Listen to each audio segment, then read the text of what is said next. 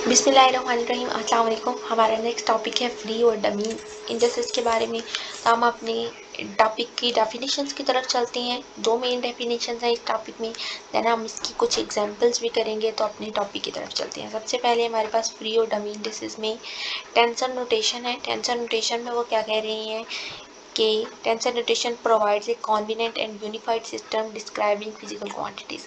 किसी भी क्वांटिटी को रिप्रेजेंट करने के लिए जैसे कि हमारे पास कोई ना कोई सिंबल होता है, तो टेंसर में भी हमारे पास एक कॉन्वीनिएंट एक सिस्टम है कि हम अपनी क्वांटिटी को किस तरह से रिप्रेजेंट करेंगे। अब tensor is denoted by subscript. Tensor को जैसे कि हमारे पास फिजिक्स में होता था कि हम मैस को एम से रिप्रेजेंट करते हैं, वेलोसिटी को, टेम्परेचर का, हर एक स्केलर वेक्टर का हमारे पास एक सिंबल होता है। सिमिलरली टेंसर में हम किसी भी सिंबल को रिप्रेजेंट करते हैं बाय सबस्क्रिप्ट और सुपरस्क्रिप्ट। अब सबस्क्रिप्ट और सुपरस्क्रिप्ट क्या होती हैं? सबस्क्रिप्ट कहते हैं जब आपके पास x के बेस में कोई वैल्यू लिखी होती है तो उसको आप कहते हैं सबस्क्रिप्ट। एंड देन सुपरस्क्रिप्ट आप किसको कहते हैं? जब आपके पास x की पावर में कोई वैल्यू लिखी होती है उसे आप कहते हैं सुपरस्क्रिप्ट। ये तो होगी टेंसर की नोटेशन। जैसे कि मैंने आपको स्टार्टिंग में ही कहा कि जैसे स्केलर वेक्टर होता था हम उसको कोई ना कोई सिंबल देते थे, इसी तरह टेंसर को सिंबल देने के लिए हम सबस्क्रिप्ट और सुपरस्क्रिप्ट यूज़ करते हैं। एक कॉन्वीनिएंट और यूनिफाइड सिस्टम है हमारे पास टेंसर को नोटेशन के लिए। अब सबस्क्रिप्ट मैंने आपको बता दिया। सबस्क्रिप्ट क्या होता है? एक ऐसा करैक्टर है जो कि किसी भी नंबर के नीचे लिखा जाता है, किसी भी लेटर के नीचे लिखा जाता है, वो होता है सबस्क्रिप्ट। जैसे ए है आपके पास और उसके नीचे बिलो लिखेंगे तो हम उसे कहेंगे सबस्क्रिप्ट। और सुपरस्क्रिप्ट क्या होता है कि जब उसके अबव लिखा जाता है, एज अ पावर लिखा जाता है, तो हम उसे कहेंगे सुपरस्क्रिप्ट। जैसे कि ये हमारे पास सी की पावर में आई जे, तो हम कहेंगे कि सी के सुपरस्क्रिप्ट में हमारे पास आई जे पड़ा है, देन बी के सुपरस्क्रिप्ट में के पड़ा है। सिमिलरली इंडेक्सेस क्या होते हैं? अब इंडेक्सेस जब आप दोनों को yes, indexes assume value from an index set. यहाँ से ही हम पढ़ें। Okay, indexes assume value from index set. Indexes values को एज्यूम करता है इंडेक्स से। जैसे कि आपके पास यहाँ पर हमारे पास टेंसर में बेसिकली हम ज़्यादा जो इंडेक्स पढ़ेंगे वो आई जे के ही पढ़ेंगे। तो जो हमारे पास इंडेक्स में वैल्यू पड़ी होगी, आई पड़ा होगा, जे पड़ा होगा, के पड़ा होगा, हम वहाँ पे वैल्यू खुद से एज्यूम भी करते हैं। और अगर आपको वैल्यू ना भी गिवन हो तो इट्स मीन कि आपका आई जो है ना बेसिकली वो 1 से 4 होता है। यहाँ अगर n नंबर ऑफ रेज जा रही हैं तो 1 से n होगा। तो यहाँ पे हमारे पास कुछ देख लेते हैं।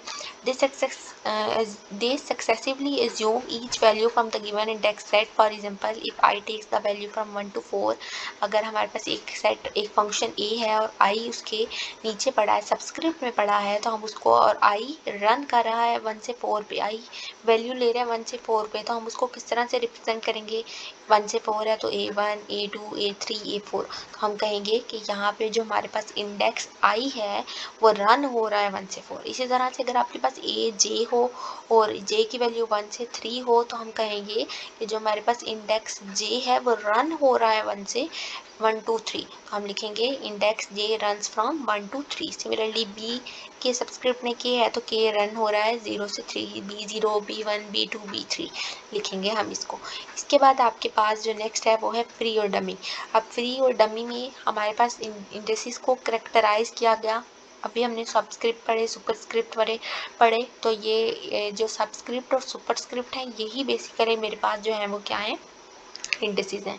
अब इंडेक्सेस को कैटेगराइज किया गया दो ग्रुप्स में, फ्री और डमी। अब फ्री क्या होता है? फ्री आपने याद रख लेना है, फ्री एक ऐसा इंडेक्स सेट होता है जिसमें हमारे पास कोई एक वैल्यू होती है पर्टिकुलर, सिर्फ एक वैल्यू गिवन होगी तो हम उसको कहेंगे फ्री।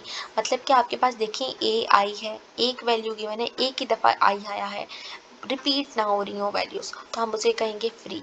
और अगर आपके पास कोई भी इंडेक्स है और उसके अंदर जो उसके सबस्क्रिप्ट में या सुपरस्क्रिप्ट में उसकी वैल्यूज़ अगर रिपीट हो रही होंगी तो हम उन्हें कहेंगे डमी इंडेक्सेस हैं। अब इसकी डेफिनेशन रीड आउट कर लेते हैं। N index which may take on a particular value from the index set. कोई एक पर्टिकुलर वैल्यू लेता है इंडेक्स सेट से तो हम उसे फ्री इंडेक्स कहेंगे।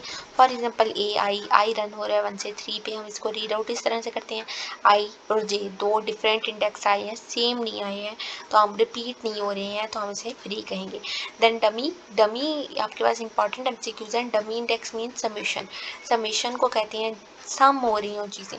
अब dummy indices are represented indices in the expression, for example repeated indices. अब डमी ऐसी ही इंडेसेस होती हैं जो कि रिपीट हो रही होती हैं, जैसे कि आपके पास आई और आई देखें, उसके सबस्क्रिप्ट में 2 दफ़ा आई आ चुका है, तो आई रन हो रहा है 1 से 3 पे, तो ए जब I1 लेंगे तो A11, I2 लेंगे तो A22, I3 लेंगे तो A33, ये हम इसकी रिप्रेजेंटेशन कर दी।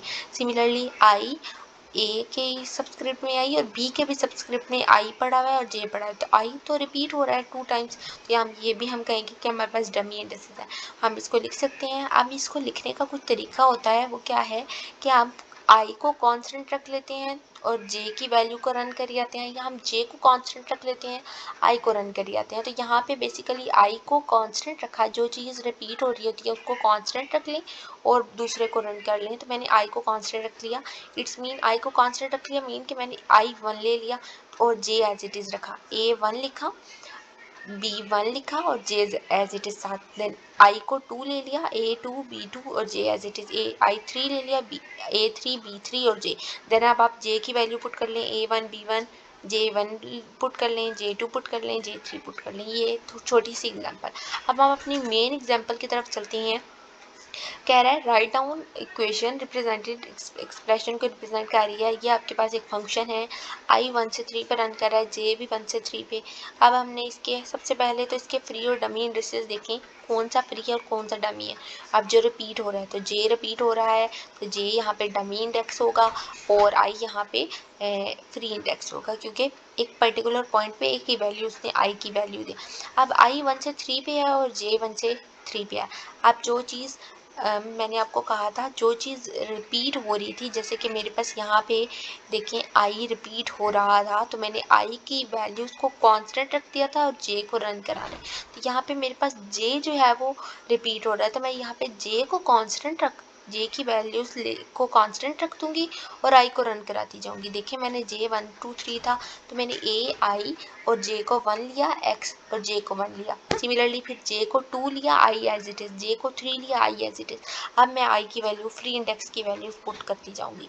अब आई देखिए मेरे पास सबसे पहले आई जब मैंने 1 लिया, तो A11 X1, फिर I1 था, इधर भी I1 पुट किया, इधर भी I1 पुट किया, देन I2 पुट किया इस इक्वेशन में, फिर I3 पुट किया। इस तरह से मेरे पास 3 डिफरेंट इक्वेशंस बन गई हैं जब मैंने फ्री और डमी इंडेसेस को सेपरेट आउट किया। देन हमारे पास नेक्स्ट एग्जांपल में क्या है, शो डैट इफ I 1 से 3 1 से n है, J 1 से n रन हो रहा है। तो अब ये हमारे पास इक्वेशन है, ऐसी में बहुत इजी सी है। लेफ्ट हैंड साइड अगर देखें तो आई जो है वो 1 से n है, तो हम इसकी वैल्यूज पुट कर देते हैं। A1 X1 A2 X2, I3 लेंगे तो A3 X3 up to so on.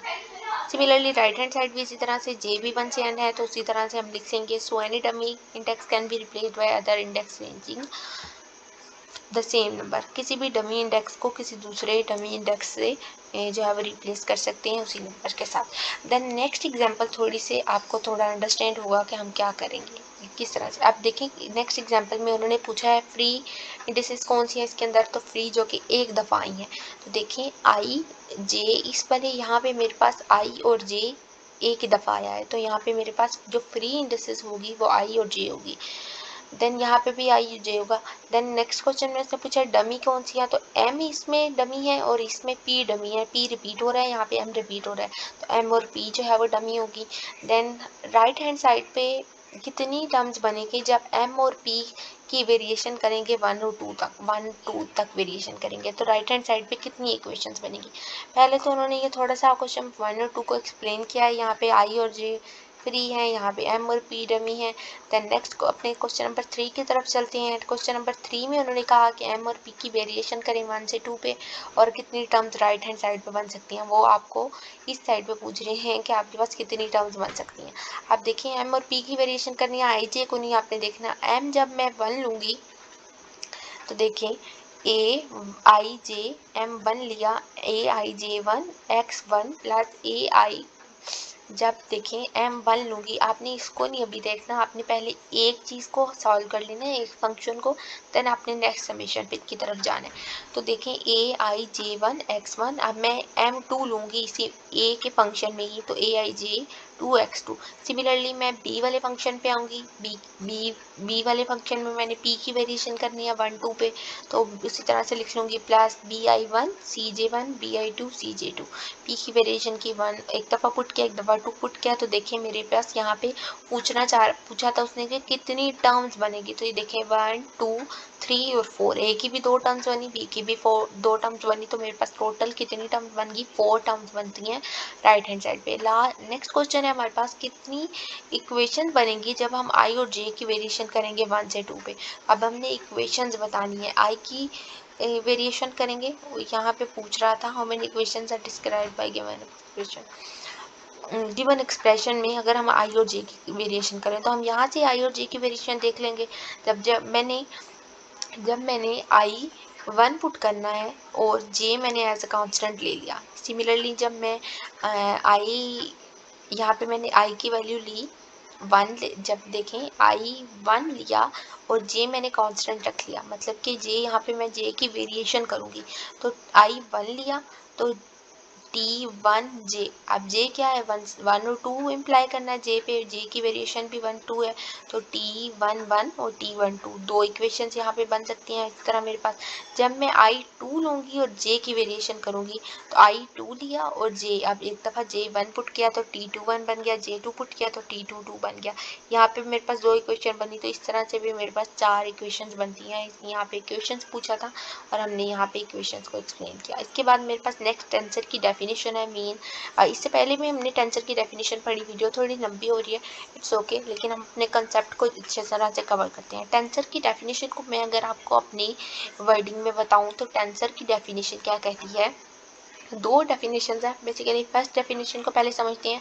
Tensor एक ऐसी नंबर्स हैं, अरेज के या किसी फंक्शंस के, जो कि चेंज होते हैं, अपने रूल्स को चेंज करते हैं। जैसे अगर किसी टेंसर का, किसी नंबर का या किसी फंक्शन का कोऑर्डिनेट चेंज हो जाए, तो मतलब कि कोई भी फंक्शन है अगर वो अपना कोऑर्डिनेट चेंज करेगा तो अब तो क्या होगा कि उसके रूल्स के अकॉर्डिंग उसको चेंज करता है। अब tensor is a simple array of number or function that transform according to certain rules under a change of coordinate. मतलब कि कोई नंबर्स चेंज होंगे किसकी रिस्पेक्ट से, कोऑर्डिनेट के चेंज होने की रिस्पेक्ट से। या आप टेंसर की डेफिनेशन को इस तरह से भी कह सकते हैं कि किसी m डायमेंशनल स्पेस पे, कोई भी m डायमेंशनल स्पेस है, जैसे कि आपके पास कोई स्पेस है, 3D स्पेस है आपके पास, ठीक है, अब 3D स्पेस है और उस टेंसर का रैंक n है, तो हम उसको हम इस तरह से लिख सकते हैं m की पावर में n। अब मेरे पास 3 डायमेंशनल स्पेस मैंने एग्जांपल के तौर पे ली और उसका रैंक n है। अब मैं उसका रैंक यहाँ पे n की वैल्यू में ले लेती हूँ 2, तो मेरे पास 3 की पावर में 2, मेरे पास कितने कंपोनेंट्स बनेंगे, 9 कंपोनेंट्स बनेंगे। मतलब मेरे पास उसका जो, आप देखिए 3D स्पेस थी और उसकी जब ट्रांसफॉर्मेशन हुई, टेंसर की डेफिनेशन अप्लाई की, तो उसके अंदर 9 कंपोनेंट्स बन गया, तो उसने अपने कोऑर्डिनेट्स को चेंज कर लिया। तो यहाँ पे इसकी डेफिनेशन बहुत अच्छे से एक्सप्लेन हो जाएगी। देन आपके पास कोई भी, आपके पास 3 का स्क्वायर कंपोनेंट हो, उसका रैंक आप इस तरह से इजीली निकाल सकते हैं। अब रैंक या ऑर्डर हम इससे पहले देख चुके हैं, रैंक क्या होता है, ऑर्डर क्या, रैंक किसी भी नंबर को, the rank of a tensor is the number of indices required to uniquely select each element of a tensor। Rank को हम ऑर्डर भी कहते हैं, डिग्री भी कहते हैं। सिंपल वर्ड में a total number of free indices in a tensor, it is the total number of free indices in the tensor.